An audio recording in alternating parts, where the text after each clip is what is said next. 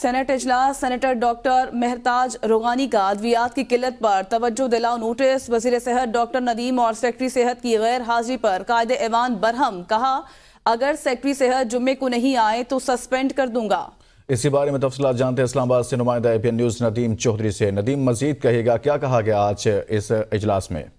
روحانی نے آج سینٹ اجلاس میں خطاب کرتے ہوئے کہا کہ مجھے معلوم ہوا ہے وزیرستان میں ادویات کی قلت کے باعث ایک بچہ جاں بحق ہو گیا ہے۔ بچوں کے لیے وزیرستان میں ادویات تک موجود نہیں۔ پہلے روس سے ایستھیزیا سپرم آتا تھا، پھر انڈیا سے آ رہا تھا۔ اب دونوں ممالک نے سپرم دینا بند کر دیا ہے۔ اب مقامی کمپنی بیچ رہی ہے جو کہ بلیک میں فروخت کر رہی ہے، اور دوسری جانب وزیر صحت جو ہیں وہ اجلاس میں شرکت نہیں کر رہے اور نہ ہی سیکرٹری صحت آئے ہیں، جس پر چیئرمین سیری نے کہا کہ اگر آئندہ اجلاس میں سیکرٹری صحت نہ آئے تو ان کو میں سسپینڈ کر دوں گا۔ تھوڑی دیر بعد وفاقی وزیر صحت وہاں پر موجود تھے اور انہوں نے اس پر معذرت کی اور انہوں نے کہا کہ ہم ادویات کی قلت کو دور کرنے کے لیے پوری کوشش کر رہے ہیں۔ جی بہت شکریہ ندیم چودھری، آگاہ کر رہے تھے۔